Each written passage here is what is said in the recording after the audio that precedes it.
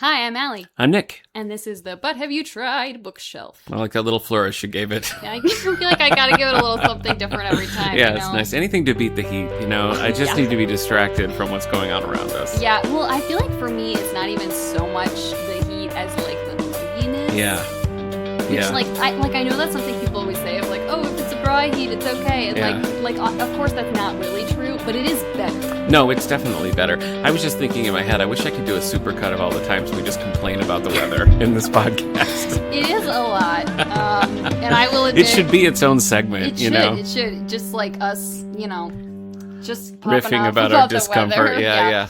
Well, and I know you know this, but I don't know if all of the listeners are aware of truly how delicate of a flower I am when it comes to temperature. Yeah. The range of temperatures in which I'm comfortable is very small. There is one? There's a range of temperature? Oh, yes. Wow, okay. Mm-hmm. Well, I hope to find that someday. And so, whether it's hot or it's cold, Nick just has to hear all of my displeasure about the situation. It's usually in text. In text where you're like, I'm cold and how's I'm the top angry. floor? What's the bottom floor like? What's the... Well, honestly, I know that is a little annoying, but it is so helpful, especially during the season changes when the temp is fluctuating so much, and I'm like, okay, it's really hot outside, but the library might not be yet, to text you guys if you're here before I am and be like, what should I be preparing for? Yeah. I give you weather updates. You listen to my unhinged rants. You know what I mean? So I think there's a good payoff. Yeah, absolutely. Yeah. All right. Okay, well, what have you been up to in terms of media? Should we start with... I have a bad showing for movies, so let's start with movies. Oh, okay. Get it over with. Okay. Well, I did see The Mandalorian and Grogu in theaters. I wasn't sure if I was going to do that or not, but we did go, my son and I, and I'm happy to report that it was fine. Okay. Yeah. Well, that's a lot better than what I expected. Yeah, it was fun. I flew in with very little expectation, and I just got a very neatly tied up, self-contained kind of story. And it felt like a very old school, this is a movie. This is a fun adventure movie without any expectations of, and this is deeply part of the world building of this. Yeah. No, it was just... I do kind of miss when movies felt like that. You could just go to a movie and it was just a movie. Yeah, it was a simpler time. Yeah, it wasn't really a simpler time. But I watched that. I don't remember where you are in the series. Did you watch all 3 seasons or? I think so. But I don't remember that much about what happened in the last season. Yeah. Well, fair enough. And I don't think it's super relevant, though. There is a character who's a major part of the movie who I guess was in the 3rd season, and I just didn't remember that at all, but it didn't matter. So. Okay. Well, I guess that's fine. No, I'm happy to report that was fun. And afterwards, I bought an X-Wing Lego set. Well, nice. I decided to treat myself. Yeah, you gotta treat yourself during these difficult times. I had a day off, and I just was watching Star Wars Resistance, which we have here in the collection, animated series that I never finished. I just had that playing, and I just put together an X-Wing, and it was a grand Star Wars weekend for me. Good little retreat. It was. Then, on the hip side, my son and I went to see The Amazing Digital Circus, The Last Act, which, I don't know how familiar you are with The Amazing Digital Circus, but it started as a YouTube thing, got picked up by Netflix, and just has gained so much momentum that the final episode 9, was released in theaters with episode 8, which had already been out. But they put the two of them together to form a feature-length finale. So it's like a story show that was produced on YouTube? Yes. Okay. Yes. Yeah. Right. And then it just, kind of kept leveling up. And the basic plot is these people are sort of dropped into this AI world, and they're just in these avatars that they have no control of. They don't really remember their names or where they're from or why they're there. And they're just sort of in this world all of a sudden. And so they're trying to figure out what's going on. So it's kind of a deceptively, if you just looked at still images, it looks like, oh, okay, just a dumb, whatever. But, there's a lot more complexity to it, which played out pretty nicely over the course of the series. Well, that does sound kind of neat. The rest of it is not going to be released on YouTube until later in this month. So I don't, the level of people who have seen it, varies, but it seems like the early responses have been mixed to whether or not the finale successfully wraps up the premise that it set up. I feel like we're really in the era of YouTubers making movies. Because isn't there that Markiplier movie? Something else. And something else that people were talking to me about, and I don't remember. It's Back Rooms or Back something. So we went to see it at Spotlight Cinemas in Hornell, and my son was like, "Oh, we have to order tickets in advance. They're going to sell out." And I was like, "I think it'll be fine, you know." Mm-hmm. And so we didn't, and then we got there, and it wasn't full. I mean, there was no room to sit, but it was fuller than I would expect. Probably fuller than the Mandalorian and Grogu was at that same showing, you know. So like, it definitely has its following, and you know, it is interesting to see that happen. Like, whether that's good or bad, I don't know. But like, the way it started, it's a trajectory that I feel like lots of people with ambitions to produce this kind of thing, like, this is going to be the model that they hope they can follow, because it was very successful and did pretty well in theaters. I feel like that's kind of cool because, like, so much about the, like, filmmaking world is fairly inaccessible. Like, almost, like, famously so, of, like, you move to LA and you hope and you get bit parts or whatever. And so I feel like having, even if it's not, like, super common that it works out like this, having, like, a possible other, like, path to get to that, I think is kind of neat. Yeah. At very least, it's noteworthy. Yeah, absolutely. I watched I watched You Only Live Twice, which is a James Bond movie. Never been one of my favorites. Remains not one of my favorites. But that's a killer title. Like, that's great. It is good. No, it's good. And I'm not really a fan of that book either, but that's a title that's taken directly from Ian Fleming. Here's the wild thing about it. James Bond, you don't know anything. You don't care. Not much. Okay. The Ian Fleming novels are a lot darker than the movies made them to be. They're just a little bit grittier. And so a lot of the movies, even if it's the exact title of the Ian Fleming book, they're very different. Mm-hmm. Like, they're adapting the character and the premise and using the very broad strokes of those.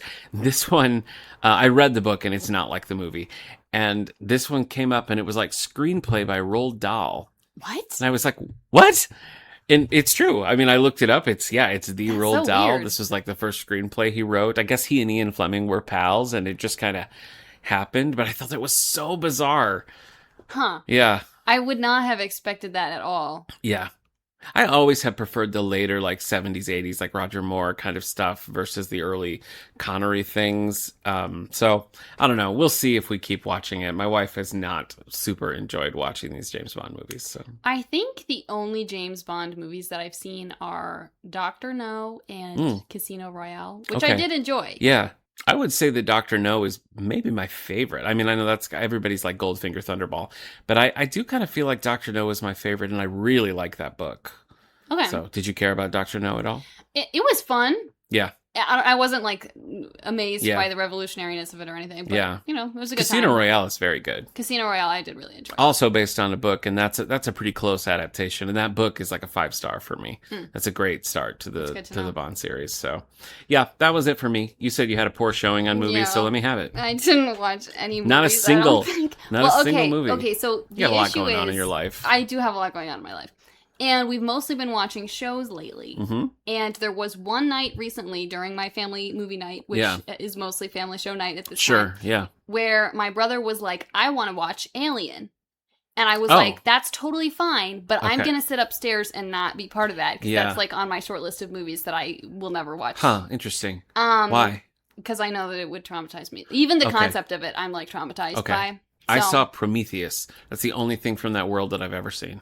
I've heard that it's like, there's some really good and interesting stuff in that franchise, and I'm just like, that's okay. You know, hearing about it already gives me nightmares. Okay. That's good enough. Yeah, I think it's a little bit of a harder horror, like the violence and stuff. Yeah, and just like parasites are like one of the things that most gross me out of all the things that gross me out. Right. So that's a big no. Right. Yeah, so I sat upstairs and, like, read my brother's short stories and gave him feedback on them. Okay. While the rest of the family was... My mom hung out with me, which was nice. Okay. Well, but the rest of the family watched Alien. I read his short stories, which were very good, not to brag and not that I'm biased. All right, yeah. And I think that's all that occurred movie-wise. Did the rest of the household enjoy Alien? Yeah. Okay. And what I was told is that it was not as graphic as anyone else was expecting. Based on... My dad had seen it before, and my mom had too. And I think Caleb had. But the rest of the siblings were like, man, Dad, you made it sound like this was going to be like this bloodfest, traumatizing movie, and it was only a little bit. This seems like a real dictatorship that's going on in this household when it comes to movie night. If everybody had seen it and 2 of you abstained. What do you mean? Well, it wasn't a democracy where you're like, well, then let's pick something else. It was like, well, so how it works, we used to be like, okay, we're all going to agree on a movie. Okay. But we all have very different tastes. Sure. And that wasn't working. You should do a podcast, maybe. Maybe. So what my mom came up with was we take turns picking something, which means Gotcha. I can pick You've Got Mail and make my brothers who are not necessarily interested watch that, and my brother can pick the Slug Terror movies 5 times in a row if he wants to. Right. And someone can abstain if they really want to, but it's like encouraged to not. Okay. I think this is the first time I've abstained, but it's just because I'm like, Alien is just on the no list. Were you a brat about it? Were you like, no, I'm going upstairs? That's how I like to picture it. 100%. Okay, good. All right. Okay, how about shows? Well, I randomly have a free month of Apple TV. Fun. So we have been like, let's watch all the Apple shows that we can get through in this month. So that's mostly what I've been watching. The only thing that we've finished at this point is Murderbot, which is based on the Martha Wells books. And I've only read the first book. I enjoyed it. I don't know why I didn't read more, but I watched this show and it was good. It was a tight 10 episodes, like half-hour episodes, which I appreciate. And it was a really good balance of sci-fi and action and drama and humor. Like, it was going for a lot and hit it, I thought. I mean, I really thought it hit the marks well. Do you read these books? Do you care? Caleb has read them and he really likes them. Okay. I was gonna read them because I had heard so many favorable things about them. And I downloaded the first one and I was like, oh, I thought this was like Murderbot, like a robot. I didn't realize this was a cyborg, and that's also on the list of things that gross me out. Oh. So I took a pass on that. I might revisit it at some point. I don't know I was like, cyborg is the right term, but all right. Okay. That was how it was seeming, and I was like, well, I'm not equipped to deal with this. You probably now. wouldn't Maybe enjoy later. the RoboCop films, I assume. I don't know. I think it's worth pointing out that Eric and I interviewed Martha Wells on the All the Book show back in the day, just before she won her Hugo Award, and we reached out afterward and were like, congratulations on the Hugo, and she gave us a nice response. But I also want it to be known that even though we edited it out of the episode, she was a little irritated with Eric and some of his questions, and I thought it was very funny, because while we're looking at each other and we're like, different question, and it was...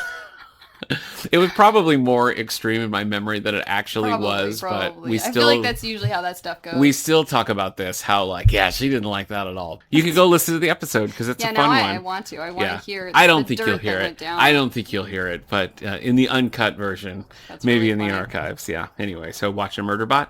I started watching Margot's Got Money Troubles, which is interesting. It's written by David E. Kelley, who wrote a lot of shows that I loved back in the day, like The Practice and Boston Legal and Ally McBeal. Do those shows hold up? Probably not, but I loved them at the time.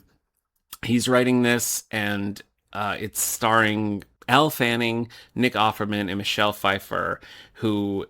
She and David E. Kelley are married, and I'm trying to think outside of like a movie forever ago. I don't think they've ever really worked together, so it's kind of interesting to see that come about too. But I'm enjoying that so far, and then we're watching the second seasons of Platonic, which is one of my favorites. It's Rose Byrne and Seth Rogen, and they're just pals, platonic friends, you know. That's fun.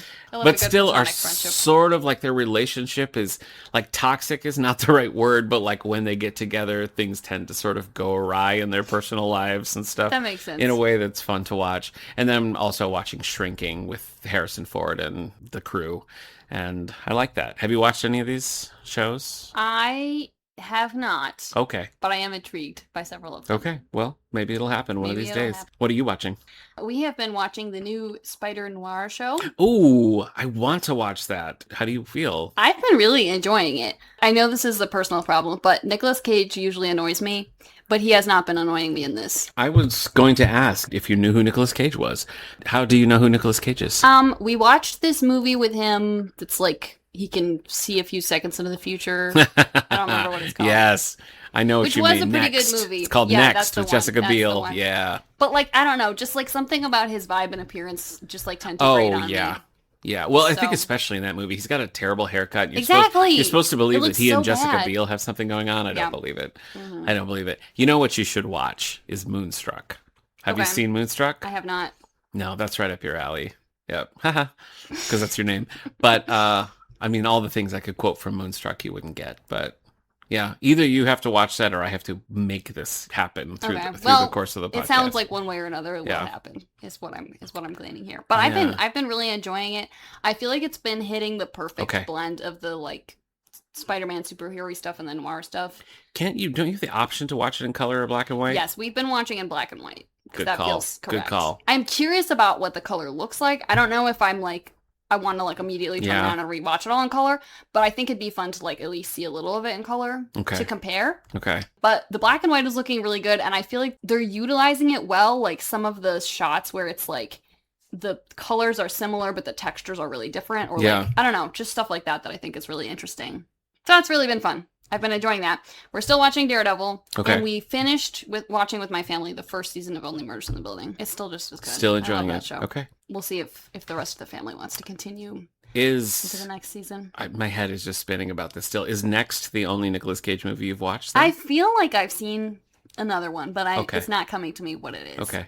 It's fun. The Spider-Man Noir thing is fun because, of course, he voices that character in Into the Spider-Verse and all that. It's fun to see that happen because he had Ghost Rider, which was cool, but, you know, famously he was supposed to play Superman, and Superman Lives back in the... do you know about this at all? When Tim Burton was making the Batman movies, they were like, we want to do a Superman movie too. And so there was going to be Superman Lives, and it was going to star Nicolas Cage, and Kevin Smith wrote the script for it. And it just kind of fell apart. And the only thing that there was like some test footage, it never really happened. And then Nick Cage recorded some stuff as Superman for the Flash movie. But it was just one of those things that never happened. I just really don't like the image of Nick Cage as Superman. It's rough. That's really unsettling. He's got really long... Superman had long hair at that point, like in the late 90s. Yeah. Yeah. I don't think that would have been good, but like if I could go back in time and just like watch it, I would like to see that. I'd be fascinated to see it, but like I feel like the entire time I would feel as though like fingernails were being grated on a chalkboard. Yeah. You know what I mean? Like that like little... tingly discomfort, I feel like would be constant. Did you ever watch the Flash movie? Nope. I think that's worth it. Okay. Do you care about those movies at all? I don't know. Okay. I don't know. Did you watch them? Did you watch like Wonder Woman, Aquaman, stuff like that? Wonder Woman, yes. Okay. Aquaman, no. Okay. I was curious to see Aquaman, and then a bunch of people were like, well, it's bad. And I was like, what? Well... Those people are dumb. That movie's fun. You should watch it. Maybe I will. I think you should. Flash is also fun. Gets a bum rap, but I think I like it. I feel like a lot of superhero stuff just like does get a bad reputation. Yeah. Like I don't know, people, and sometimes it's deserved, and sometimes it's like, I mean, whatever. It's what do you want from it? It's a superhero thing. I feel like it's not that deep. Thoroughly hated Wonder Woman 1984, and it had so much potential. Did you see that? 1984, yeah. Why did they try to do like 3 movies in one movie? That was a crazy decision. Didn't like that at all. And I also hate Batman v Superman. I don't love when they're like, oh yeah, we're going to take 2 characters that you like and just make them fight. I'm like, that's not a concept that I'm into. So like Civil War also, like that's not a movie I ever want to rewatch. Yeah. I'm like, is it well done? Yeah. Do I want to rewatch it? No. Yeah. It's sad. It's sad. I was your friend. It's like Tony has that line. Yeah, I know, it's sad. Yeah. But Wonder Woman 1984 was crazy. The fact that it starts with like, I want to say a 20-minute sequence of her doing this race as a child. Yeah. That's not related in any way. The only thing is like, oh, it's like important to be honest, basically. Right. And there's like not even really a callback to that. Which I totally understand why you want to have another Themyscira scene. Like, totally. But you could make it relevant.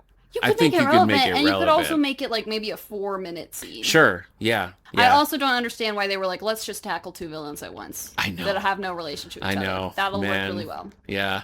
Yeah, maybe the worst Pedro Pascal performance I've ever seen.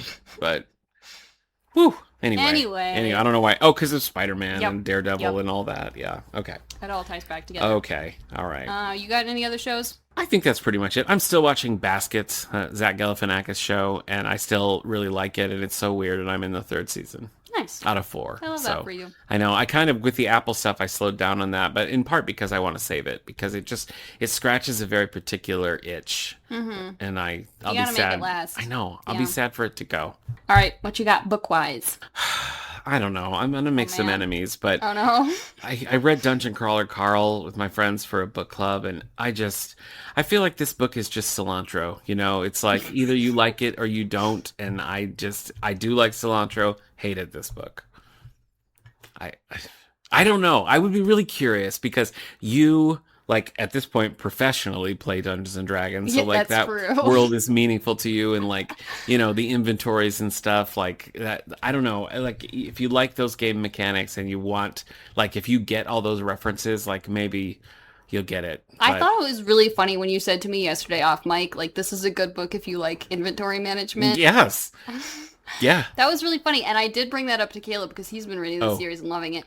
And he and my brother who was over were both kind of like, well, the first one is the most like that, but the later one's not as much. Okay. And they were also saying, like, it might seem like you need to be paying a lot of attention to, like, a lot of the, like, mechanics and inventory and stuff, but you mostly don't. Well, I agree with that, but it happens so much. Fair enough. It's not that I'm, like, tracking every single thing that happens, but I'm like, here's another 3 pages of that. Also, and I don't know if this is a spoiler or not because it happened so early in the book, but I do not need that cat to talk at all. I think if you're not into that cat talking premise, you're not going to like this series. Yeah. From everything I've heard about it. I was just really into it when the cat got pulled into things, and I was like, yes, I love it. Let's go, Donut. But I don't know. It started being snarky, and I just... But I think I don't begrudge. Like, I totally get it. Like, it's fun. It's such a unique premise, and it like a 100% commits to the bit. But I just think you have to be in the pocket for it. I don't think you can. Yeah, that's it's fair. It's all or nothing. I Dungeon respect Crawler it. Carl. I respect so. it. I know that I'm gonna need to read this sooner or later because I've seen it discussed like so much. Yeah. I feel like it's really popped off lately, and I am very curious about it, but. It has not been at the top of the priority list. Yeah. So I'm not down on it. Like, I want people to read it and enjoy it. It's fully personal preference. I'm going to go out on a limb and say that I don't think you will like it. Well, I have no way to verify. I guess we'll find out. Yet. I also read Game Changer, which is by Rachel Reed. It's the first of the it's the first of the Heated Rivalry books. My friend Bo and I were reading it together, and I finished first. Will he ever finish that book? I don't know, but well, we started the journey together, and it was fun. You know, I don't read a ton of like steamy romance, so it took a little bit to be like, oh, okay, so that's all right. Every 10 pages, all right, got it. It did feel a little bit like the relationship happened very quickly, and for all the stakes that are put into it, it seems like there were very few stumbling blocks along the way. So I think if you're reading it as just like escapist fun, that's exactly what it is. I feel like that's so interesting because usually romance books have like so many stumbling blocks. I know. I thought the same thing. Really obvious pitfalls the characters are just like completely jumping into. Yeah. And I mean, you know, you have your sort of third act moment where it's like, I don't think this is going to work. Right, of course. You know, and we're all like, oh, no. So they did do that. But even that was like very light. This is another one that I'm very curious about. Yeah. I don't know if I would actually like it, but it's one that I've heard talked about. I mean, you so have much, no tolerance for steamy romance. I have no tolerance for steamy romance. But if it's easy to page past it, sometimes I can make it work. Okay. Oh, you know what? I started listening to the audiobook on this, and I don't want to be putting people on blast here, but this is the worst audiobook I've ever heard in my life. And I don't say that lightly, but it's not an exaggeration. Oh my gosh. And I looked up because I thought maybe this is an AI voice. Because no human being would read the book in this way. Was it like really like monotone? It was just weird. You know, it was not unlike a Nicolas Cage performance. You're listening to it and you're like, I'm seeing the vision. That is a weird way to approach that scene. That's a choice that you made and you really stuck to it. But I found it so, it was not consistent. It was not interesting. It was not, like for a romance book, like you need the wit and charm of the characters. Absolutely. You need to sort of like feel them falling for each other. Much of a romance book I want you to listen to. I just want you to pull a little bit of it. So I searched up to see if it was an AI voice, and it's not. But mostly what I found was Reddit chains of people being like, "Why do they have this man read these books? This is crazy." So, oh my gosh, yeah, he needs to be stopped. So I do not recommend the audio of this book, and I haven't seen the show. But I thought that this was I like when a book is just readable, you know, and you're just like, boom, boom. And I was reading it, so I was just like really kind of tearing through it. And do you think you will check out the show? Probably not. Fair enough. I don't know. I don't really like this. I would put this in the category where if like I had some reason, like if the book club was going to do it, or if I had a friend who was like, hey, let's read Heated Rivalry. Right. Like I would do it. But will I pick that up on my own? Probably not. Fair enough. Probably not. Fair enough. I think I'm going to do a staff pick on it though. You should. Yeah. Yeah. Yep. So those are the two that I have finished. Oh, I also finished this book that we're using to balance our microphone on, and that's Taming of a Seahorse by Robert B. Parker. Nice. And I would say that's a middling Spencer novel. I had a good time with it, but I don't have strong feelings either way. Are there seahorses in it? There are not seahorses in it, and I'm trying to remember if that is relevant. And I don't think that feels like there must be somebody at crucial what oversight. at one point somebody must say something like it's like taming a seahorse, but I don't remember it. I don't remember that happening. But I love when you're reading a book and it has like a title that doesn't seem to have anything to do with the book. Yeah. And you get like 95% of the way through, and then like someone will say something, and that's what the title Yeah, is. yeah, And it's yeah. like, there it is, Yeah. finally. Yeah. I don't know. Well, Keep this. you on your toes. So I had an old paperback copy of this, and our hardcover is actually the same version. So we went away with some friends for the weekend, so I read this a lot while we were just like kicking around the Airbnb, and they were like, what is with the lady's legs on the cover of that book? And I did not recognize it as that. I thought it was just like an abstract mountain. That's really funny. But it is. It's legs. Well, it's like these like iridescent tights or something Yeah. like that. So I feel like I can see why you and there's wouldn't like a seahorse recognize it. in the Yeah, leg. Yeah, it's very abstract. Remember. Maybe someone had a seahorse tattoo. I could But see that. anyway, I could see that. everybody was like, that leg book you're reading. And I'm like, what are you talking That's about? really But that's funny. it. Robert B. That's Parker really funny. and his Spencer series.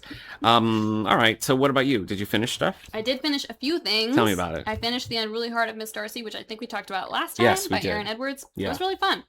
I also finished, this is very exciting, Wind and Truth by Brandon Sanderson. This is the last my gosh. Stormlight Archive book. What are you going to do with all your free time now? Read a bunch of other I books guess that I've been so. putting Yeah. out. You could do it. Dungeon Crawler Carl. I could, although The those are also cilantro of pretty literature. Yeah. tanky. You But don't have to tell me, I sister. listened to this on audio 62 hours, dude. Wow. It took me a long You know, time. I don't think we've ever broached this topic before. What's your speed setting? Are you I think I'm at at a like 1? 1.75. Okay. I used to All just right. listen on speed 1 because I was like, I want to Yeah. like experience the like artistry. Sure. And then I was reading some book, listening to some book, and I was like, I want to finish this book, but I'm getting really annoyed at it, so I Yeah. just need to like speed it up. And then after that, I couldn't go back. Yeah. And anytime if I try and listen on just like speed 1, it feels like really slow. Yeah. Yeah. So, I agree. and it helps me power through like big books. Like I don't this usually a go little more crazy. quickly. I feel like I start a little fast, like 1:15, 1.25, you know, and maybe by the end I'm closer to where you are. And some of I it try to depends take on it the slow. reader too, because some That's readers true. read Some- faster, so then I'll have to slow it I down. also sometimes have trouble if it's not an American accent. Oh yeah. Sometimes I'm losing it a little bit, so I have to slow it back down. For a while, I was listening to like kids books that Kids I've read Bop? before. You Yeah, like Kids those? Bop. Sabrina Carpenter with all the naughty words out. Yeah. I was listening to them in Spanish because I was like, I Oh, already I know the remember story. that. Yeah. But I would have to do that on like 0.85. Hmm. That would be so A little annoying. embarrassing, But then sometimes I would like switch back to my English audiobook and forget, and Okay. the setting would still be the same, and I'd be like, why is this so slow? In, That's a hazard. Your Mr. Darcy book here, I thought of you when I was watching Platonic because one of the characters is a party planning person and they're throwing a behind the scenes party for this TV show. And the show is like, it's like Hot Mr. Darcy or something, That's Young really Darcy funny. or something. And it's just a thing about how he's this like swashbuckling, like detective solving mysteries and stuff. And is like also hot. And That's it's, incredible. so that's what the whole premise of And actually, the you know show what I within a just show. realized? But yeah, tell me. As we're talking about Mr. Darcy, Okay. I did watch one movie because I went to the Films and Fiber thing and Right. watched the 2005 Pride and Prejudice. Keira Knightley. Keira Knightley. Keira Knightley of Star Wars fame, I think is how people normally say. Okay. Do you like that one? Yeah, it's not as good as the other one, Yeah, but because it's the fun. Colin Firth is like your That's like it's just a better adaptation. Colin It's- Firth is. Yeah. Well, it's also like 3 days long, right? Versus like this. Yeah, well, that's part of why it's better because it has more time to Yeah. like flesh out all the details. Like, Yeah. there's some stuff in the Keira Knightley version that I feel like if you watch it and you haven't read the book, you're like, what is Yeah. happening? Yeah, I also just feel like Keira Knightley does so like her performance is so fantastic. yeah, But I feel like the other version, the portrayal of Darcy and of Lizzie are more accurate okay, to the book and to how I imagine those Gotcha. characters. Which like I have no issue with having a different interpretation. Like Yeah. that's fun. But you know, the Colin Firth version is like the Yeah. version. yeah. So this, what you're talking about, is a program that we did here where we had the lights up in the auditorium. We had Pride and Prejudice on, and everybody could just like knit or crochet or whatever they wanted to do It while was that so was on. idyllic. We have another one for later in June and one in July. So look at the library calendar for that. Yeah, it's gonna be good. The next one's going to be Jurassic Park. That Well, could be your opportunity That could be to my watch opportunity Jurassic Park. to finally watch Jurassic Park. Although I feel like maybe I shouldn't watch it for the first time while I'm doing knitting because I Probably do not. Although get a little like realistically, if you watch it at home, would you not be knitting while you were doing that? I don't usually knit when I'm watching something for the first time, unless Okay. it's like slow and I'm getting Gotcha. bored. And then I'll bring Then up you the put it at knitting. 1.75 speed. Yeah, for sure. Okay. All right. But so I finished those things, and I also finished a YA novel called Beth is Dead by Katie Burnett. Oh, that's sad. Yeah, it's a like modern Little Women mystery retelling. It was so good, dude. So funny. I don't know how you find these all the time. It's amazing. I love classic literature, and I love things that twist classic literature. And so I'm just like, I'm on the hunt for them. And then I don't know. It's like you kind of follow a trail of like, this author, and then they're doing an event with this other author, and you see about it, and I don't know. Yeah. It just kind of happens. But this book was so good. It was so fun and like so like twisty and layered with the mystery, and I was like not wanting to put it down, but I also feel like it did a really good job like interpreting the Little Women story and the characters and everything. Yeah. Like I don't think I have a single criticism. It was really phenomenal. Not a single one. Okay. Well, if you like all these adaptations, at one point you and I have to read Sense and Sensibility and Sea Monsters. I'm down. Together. We should I want to read it. That sounds fun. Okay. But those are the things I finished. You have current reads to share? I do. My wife and I have been slowly reading this book called All Our Wrong Todays by Ilan Masti, and it is a time travel story, and it starts from the point of view of something has gone wrong. Like we're in like an alternate timeline, and the narrator tells you right from the start, like, I'm the only one who remembers that everything's wrong now. Yeah, and so I don't know where it's going to go, but it's interesting, and it's the narrator is it's a lot of personality. It's a very kind of snarky, matter-of-fact narrator, and it's kind of a big, heavy topic, so it's just been fun. It's been a good read. That does sound cool. Yeah. You reading any comics? Not really. I was for a while getting back into a webtoon that I'd been reading for a while, A Spell for a Smith. Okay. That like had gone on hiatus, and so I'd stopped reading it, and then it was coming out again. I didn't realize, so I was behind, and I was starting to catch up, but I haven't finished. I did start that Star Trek webtoon that we were going to read together, Stargazers. Did you look at that at all? I will read that with you, but I haven't looked at it yet. I think only one maybe was out, so I did look at it when we were talking about it, just to kind of, so I read the first one, but I'm planning to like go back and just kind of, once a couple have built up. Yeah, that's fair. Sometimes it's fun. easier that way. There's I remember when the like final season of Lore Olympus was coming out.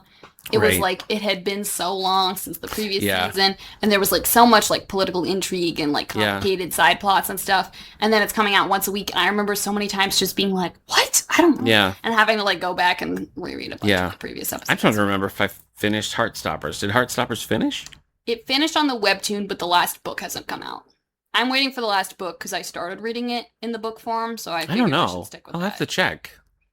I don't remember if I finished it all, but I was having fun with it, so. That's fair. I got a giant omnibus of the Red Lantern series.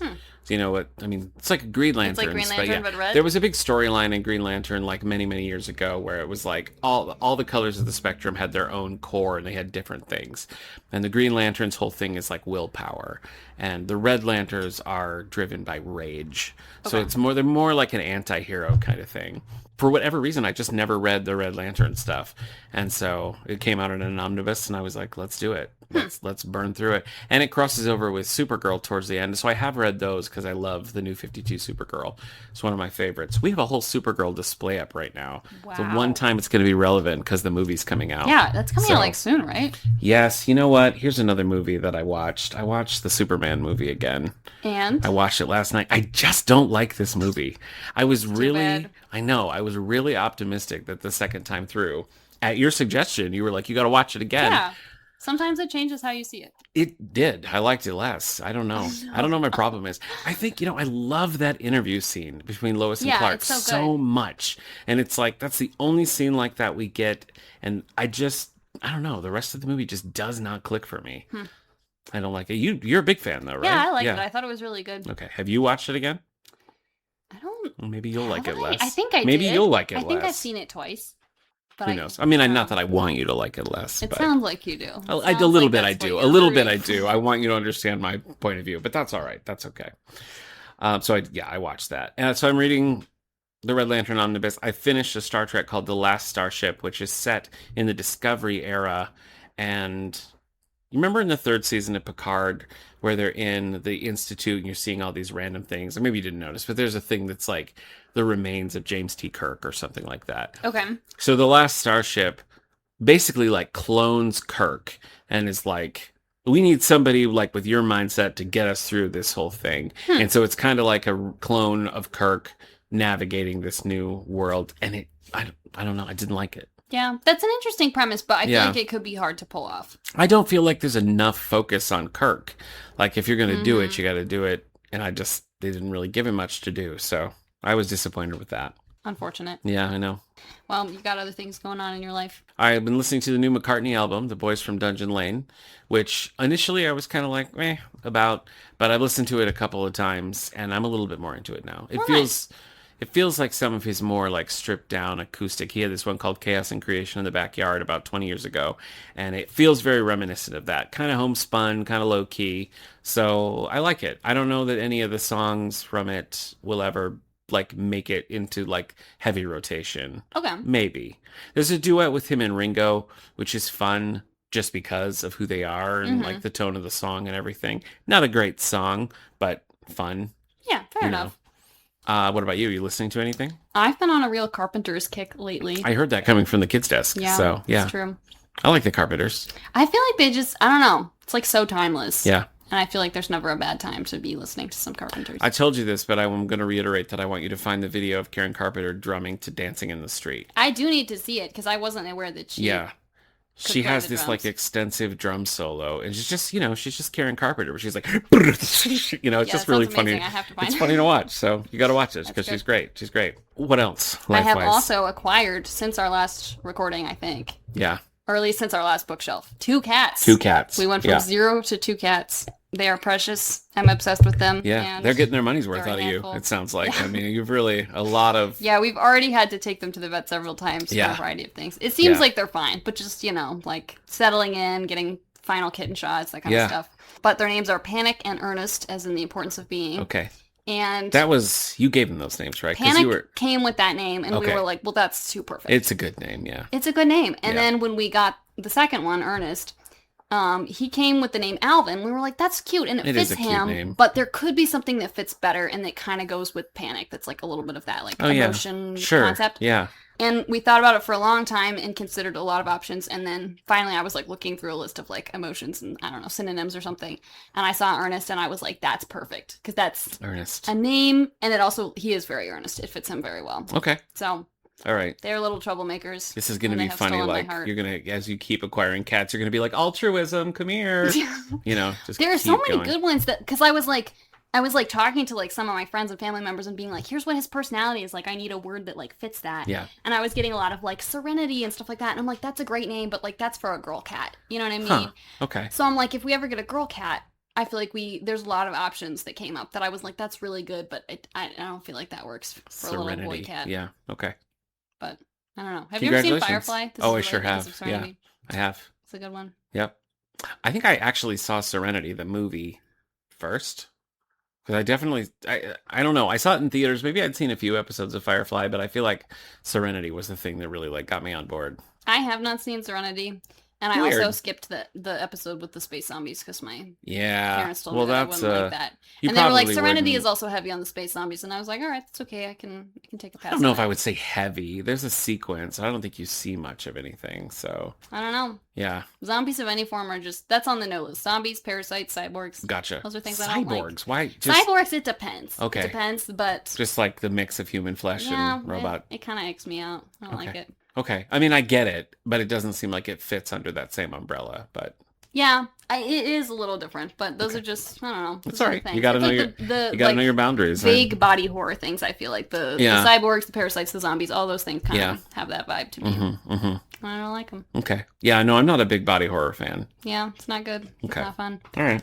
Anything else for the good of the bookshelf? No, and I haven't started the Vesper Holly. Vesper Holly. Give me, I'm growing. Yeah. I'm learning. Which one was I supposed to read? I think you should start with the Illyrian Adventure. Okay. Did you put that on hold for me? Because I thought you did. I thought I did. But it has not appeared in my little hands. So it's all right. I'll find it. Okay. I got 2 weeks. We can find it. I got 2 weeks. I can knock it out. I did look to see if there was an audiobook or an ebook, and that's a fat no. Yeah. So. I feel like the age of it it seems like it's unlikely. 80s? Are we talking 80s? Yes, 1986. You guessed Look at correctly. I also think the Drakenberg Adventure is the best one, and that okay. should be coming in to go into the collection. Gotcha, so if you get tired of the Illyrian Adventure, or if you finish it with plenty of time, you can move on to Drakenberg. I can do it. I think you're gonna like them. Okay. I think they're fun. We should also mention that it's nearly the summer reading program. Oh my gosh, at our time of recording. I know it's coming up soon.